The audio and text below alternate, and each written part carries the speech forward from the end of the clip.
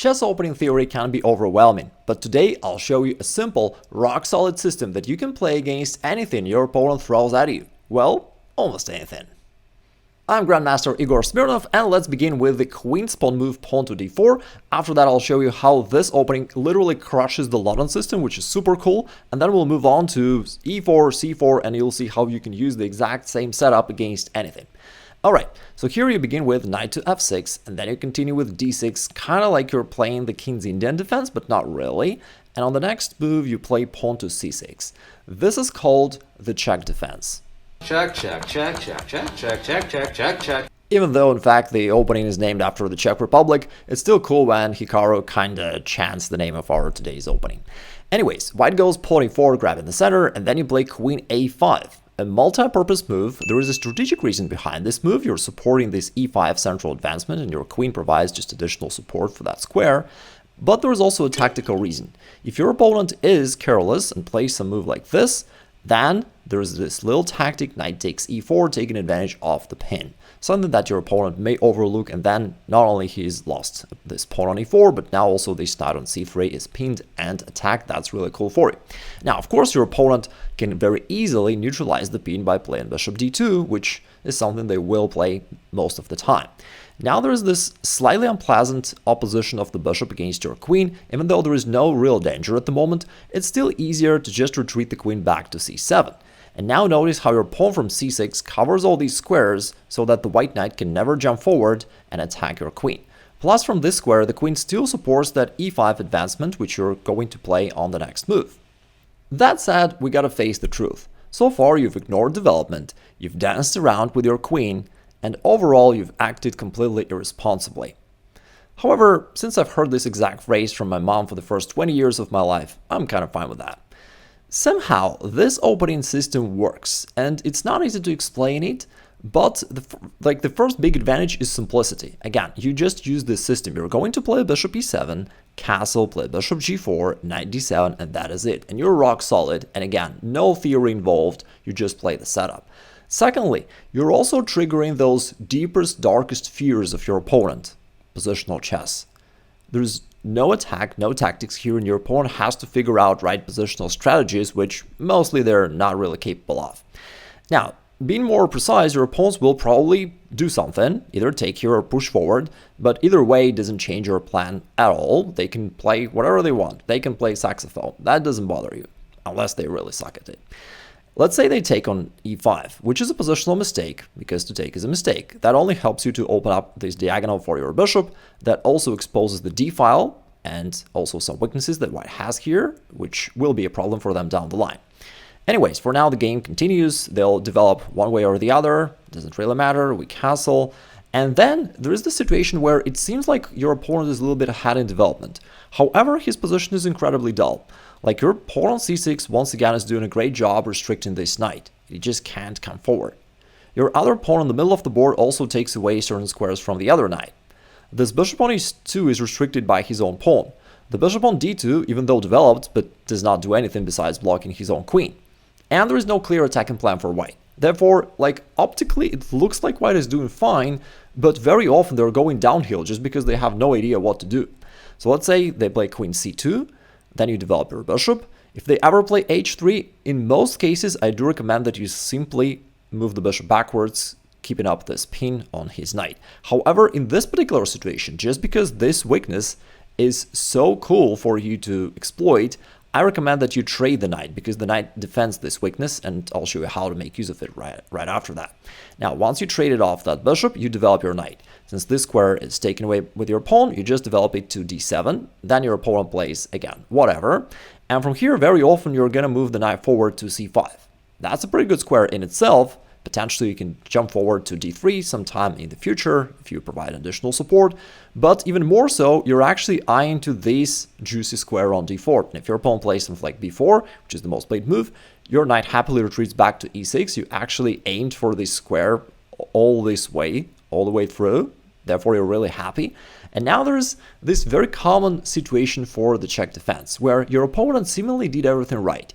he castled, he developed all the pieces, put a rook to an open file, kind of kicked off your knight, kicked off that bishop. He seemingly played all common sense moves, but his position keeps getting worse and worse. That's the beauty of positional chess, right? That's how Magnus wins all his games. And now this pawn is hanging. Your knight is ready to jump to d4, hitting both the queen and the bishop. Your rook will probably go to the d file. The other rook can potentially be activated with a5, also attacking his queen side, and his position is already extremely shaky, and kind of is very likely that we'll lose this game within a couple next moves. Well, normal kids ask Santa for trivial things such as a new bike or a puppy. Chess players just write, "Dear Santa, please give me a sure weapon to finally destroy the London system." And today that dream comes true. The Czech defense works perfectly well against it. So let's say white builds up their usual setup. Typically in the Czech defense you move your queen and then play e5, but since now white has too much control over this square, you also need to provide an additional support. Therefore you do develop your knight first. And then on the next turn you play queen a5, check to the king, and now once white covers that, you then continue with e5 attacking their bishop. They can take on e5 or not, that doesn't really matter. Anyways, they'll have to move the bishop on the next turn, and then you play pawn to e4 with a double attack to his knight and bishop, thus winning one of those pieces. On top of that, you even somewhat keep an eye on this bishop on g5. Currently it's guarded by the knight, but nevertheless it's also under the fire of your pieces. Another cool thing is that if white covers from this check with their knight, which is another common move of the London system, that doesn't really change the situation. You still attack the bishop, and then once it moves, you keep pushing the pawn forward with this double attack, and even though it may seem like white controls this square better, after white takes on e4 and loses their bishop, they will then figure out that their knight is pinned, and therefore it can't go forward and capture a knight, therefore they're still just down a piece. Alright, now let's talk about the king's pawn move, pawn to e4. What are you gonna play against it? Correct, pawn to g5. Just kidding. Of course, you're going to stick to the main system, the Czech defense, and then knight f6. In this case, you're also hitting the central pawn. White develops knight and defends the pawn. Then you go pawn to c6, and after whatever your opponent plays, queen to a5. Now, as we already know, it both supports your e5 advancement and also creates this temporarily tactical threat of knight takes e4, since his defender knight on c3 is pinned. Sometimes they'll play bishop d2. In this case, you can just retreat back. Other times they can play bishop to d3, defending the pawn that way, which is also a perfectly fine move for white, and you go pawn to e5. Again, notice that this pawn is guarded twice with your queen and pawn, therefore the move is safe. Very often they will take on e5. If not, by the way, later in the game, as you put the bishop out to g4, that'll pin the knight, and therefore create pressure to this pawn, which will usually force them to take on e5 anyway, which is good for you, because that releases the pressure, opens up your bishop, all the good things. Now, if they ever go bishop d2, as we already know, you just slide back to c7, very comfortable square.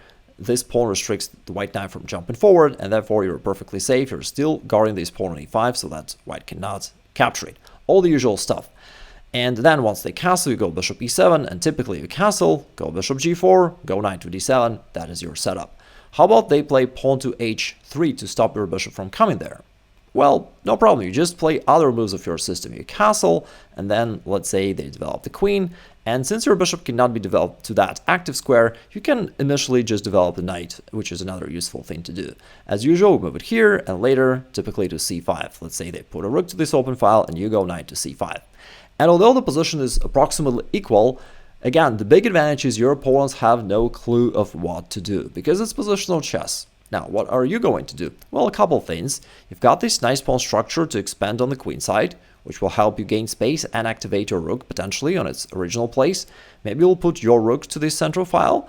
At a suitable moment, you can develop your bishop, or you can, again, if there's a suitable opportunity, reroute your knight to this square. Basically, you've got a lot of good things to do, and your opponent is totally clueless. By the way, if you want to master positional chess, I've got a free masterclass about this. I'll drop a link down below, because when your opponents are below, let's say 1800, it's very easy to dominate them if you just understand those few fundamental ideas about positional play. The most common move by white is bishop c4 here. They're trying to save their bishop from this exchange, even though you were not really going to take it anyway, but they play bishop c4, which is wrong because it only allows you to execute your plan faster. Now b5 kicks the bishop back, and now you can keep it expanding with pawn to a5. And of course, your opponent can play anything else. I'm not suggesting that you memorize this position. I'm just showing you some plan that you can pursue in the middle game, so that you have an idea of what to do once you've developed your pieces. Now a4 aims to trap the bishop. If they play a3, that's already really nice for you. You could just take the bishop and also double his pawns. That would already give you a nice positional advantage. But in this case, it's even stronger to play b4. And now after an exchange, you got a lot of nice things. You kick this knight back, and still your annoying pawn on c6 does not let the knight to jump forward. Your rook is now also activated along this file, which is cool. The knight is pushed back all the way to its original square, and from there it also can't even move, right? It has no squares to go to. Now also notice that this pawn on e4 is no longer defending. That is another common tactical idea in the Czech defense. You could simply capture this pawn, and that would be really great for you. However, in this position, you've got an even stronger move. You can first trade off this bishop, and then play bishop to a6 with this skewer to his queen and rook. You kind of delayed development of your bishop, but once you did it, it's basically game over. Now you're going to win something. This knight is totally passive. This pawn is still under your attack. Rook d8 is coming. You're totally dominant. Before we move on to the English opening, let me first show you one aggressive line that your opponents can choose, pawn to f4, because now you need to know one very important nuance here. Initially play the same move, queen a5, pinning the knight, threatening knight takes e4, and as white develops and guards the pawn, you play e5. Initially it's all the same, but here's the difference. Because now white has two attackers to this pawn, if white captures 2 times, it seems natural for you to recapture, but you should not do that. That would be a big mistake. That would allow white to play knight to f3 with a tempo, and indeed white would have that huge advantage in development. Therefore, the right way for you is not to capture the pawn with a queen, but to do that with a knight. You go knight g4, and then you capture it with a knight, and you've got a good position. For example, if he develops, now you take knight takes e5. And you're perfectly safe. This knight is guarded, and after that you're just going to continue your development. If white captures there himself, no problem. Now your queen is safe here because he's got no knight to jump on f3 and to attack it. And if he castles, you can go bishop d6, this time developing a bishop and threatening that h2 pawn, which forces white to do something about that. Now bishop f4 seems to win another tempo, but you also retreat your queen with a check, forcing white to lose some time as well. And now after the king moves, you trade off those bishops, which allows you to control this very important square on e5 in the future. And now there is a pretty funny way for you to handle this position. Of course, you could play something normal, such as casting or bishop e6, and you're overall fine, but queen to e5 is a very funny move to play. Because initially, looks like you're doing everything wrong. You're just having this dancing queen, and you totally neglect your development. Probably even a 5-year-old Carlson would laugh at you. And by the way, this is the photo where he first went to school. Rumors has it that he came late and was wearing jeans. Anyway, the point being, you violate all the classical rules of chess. But why are you doing that? You're blockading your opponent, that's the thing. So now this pawn on e4 is blocked, it can't go forward, and therefore this bishop on d3 got stuck and it looks like a tall pawn. This knight on c3 is very commonly dull in this opening because of your pawn, it just can't come forward. Plus you win a tempo attacking this rook, and therefore your opponent now looks like he's doing a good job putting pressure right here, and on the next turn he can even add one more rook, but he's running full speed in the wrong direction, in the direction away from the finish line. He's just pursuing the wrong plan. It's not gonna lead to anything.